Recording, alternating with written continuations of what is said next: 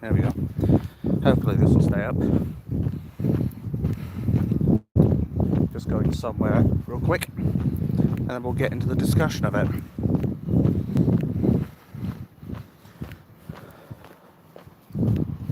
I'll let some people get in here so they can obviously tune in.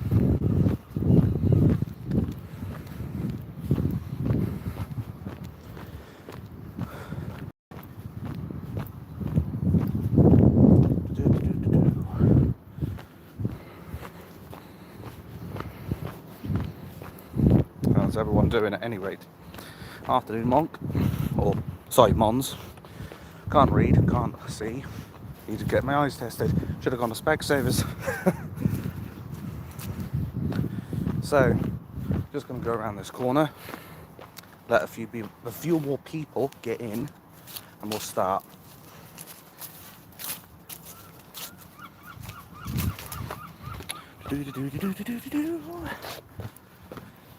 So, just give it another 40 seconds, I'd say, and we'll start. Please bear in mind, by the way, I'm doing this on my lunch break, so that's basically why I'm out here right now.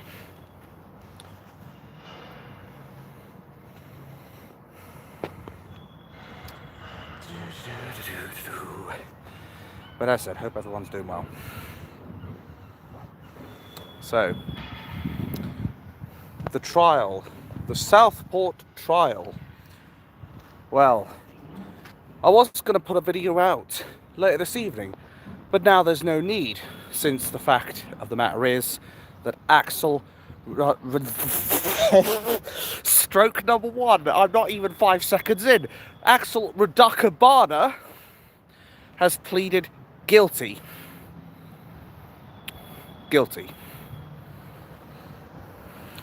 I mean, let's face it, I think we all knew he was guilty, quite frankly. The BBC have put this out 30 minutes ago, by the way, so good luck to anybody thinking they can arrest me for contempt of court. But basically, he pled guilty in this trial, I suspect, so no information would get out about this evil scumbag's doings to all those children. What are their names? Baby King, Silva Aguilar, and I'm trying to remember the last one off the top of my head. I think it was Elsie something. Elsie... no, the surname's not coming to me. But basically, Axel has pleaded guilty to 16 charges. The murder of those 3 girls, the attempted murders of the other 8 people, the production of ricin, and he's also pleaded guilty to basically terror offences and possession of a deadly weapon. So basically, it is now inevitable that this scum will now be sentenced to jail. But it will be on Thursday that we hear his sentencing. Anything other than a whole life sentence, in my humble opinion, is too little, quite frankly. I am from Britain, okay? So the way I slice it is I hope that we get to see some proper justice happen as far as Rudakubana is concerned. If it were down to me, I'd have the fucker go down to Gitmo Bay, quite frankly. Because why should we house terrorists in prisons that are already substantially predominated by loads of Muslims that basically have turned our prisons into jihadi training camps? That's the way I slice it. At the end of the day, this man, if you can even call him that, this insignificant wretch of a boy, we don't get to hear the government's cover-up. It could well mean that, probably does, to be fair, but we won't be hearing any more about what truly went on about Rudakubana. It's a real shame, because I think we do deserve to hear the truth, in my humble opinion. I think we deserve to know all the details of what went on during Southport. But one thing is for sure, Keir the traitor Starmer has got a hell of a lot to answer for. He was the one who wanted to cover this all up. He's the one who told us that we were all far right because we dared to speak out about what this was and dared to speak out basically in what's the word I'm looking for? Basically in support of those 3 dead girls. God rest their souls. I think Keir the traitor Starmer knew full well that basically he was going to get unveiled, and I suspect his lawyers knew that as well. So as they're all in it together, the establishment, what have you, I suspect that's why he pled guilty, so that then it wouldn't come out from the nonce party, I mean the Labour Party, or maybe I was right first time, that there's some serious wrongdoings going on here. That's the way I look at it. Onto anything, you know that. Oh yeah, 100%. Keir the traitor Starmer is about as interested in serving the people as I have of going to the gym. He has no credibility as a Prime Minister, and let's face it, he probably would still stay silent as far as the cover-up is concerned if there was a trial as far as Rudakubana is concerned. All I see is a bunch of spineless cowards in the establishment who would rather protect themselves than protect their own people. Now, I wish I could do more about this, quite frankly. I wish I could do something about this child murdering scumbag, but I cannot do it without breaking the law, and as such, I am unable to do any more than this.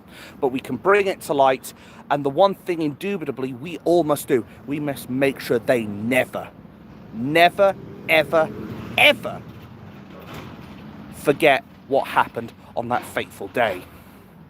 We must never make them forget how they libelously slandered us, how they disrespected us, how they called us all far right, how they decided to try and side with the Muslim community. They decided to be a sectarianist bastard in all of that, quite frankly. Oh, bear with me. It looks like I've got to take out the trash. Goodbye. Hopefully. There we go. God, they're all coming out today, aren't they? Whew. All the NPCs. Jesus Christ. Get him out of here. Fucking hell. But basically, the bottom line is, I wish I could do more about Rudakubana. I wish rather, that we could have had some justice as far as Rudakubana is concerned. I wanted to see all the details come out. I wanted to see this traitorous bastard of a Prime Minister suffer under that trial. I really did. Maybe that does make me a bit malevolent, but the truth is, Keir the traitor Starmer has shown tenfold that malevolence towards us. How he's stroke number 2, how he has protected the Muslim community rather than protected his own people. What's the stroke count? Well, you just saw it. 2 strokes so far. So I think I'm on like, I'm trying to remember now, is it like 55 strokes or something? I'm probably sure I'll update it in my WhatsApp or something like that. But yeah, I wish we could do more about this. I really do. I can't stress that enough. I think Rudakubana should be, I think for what he's done, he should be given the death penalty, quite frankly. It is people like him that are exactly the reason we need the death penalty. That way, we can be rid of scum like this, just like that. Unfortunately, though, our system has grown soft, weak, and corrupt. They are a bunch of dictators, or again, maybe I was right first time, who would rather protect themselves. Starmer. The granny harmer, the free Keir wanker, Adolf Hitler 2.0. There are so many things I could call him. But I don't want to go on about this too long because it's going to piss me off to no end. And besides, I can't stay in here for too long. Oh dear, they're all coming out today, aren't they? But I can't stay out here for too much longer because obviously I'm still at work. but I just thought I'd weigh in on this. And yeah, hopefully next time that something comes out like this, if Keir the traitor Starmer's in power, if he stays in power much longer, this will be another nail in his coffin. But for those who are just coming in who are wondering, Axel Rudakubana has pleaded guilty to, I think it's like 16, 18 counts, 3 of murder, 8 of attempted murder, production of ricin, terror charges, possessing terror material, possessing a deadly weapon. That's the way I look at it.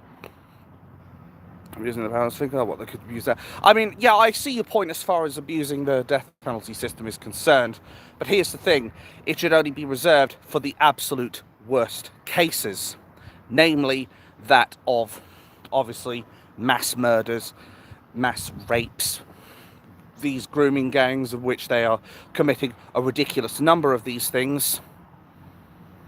At the end of the day, there needs to be some justice in this country, but we've yet to see it so far, unfortunately. I guess all we can hope for now, as I said, is that Axel, child-murdering Rudakubana, is given what is effectively a whole life sentence, because that is truly the only way we'll get any justice against this scumbag.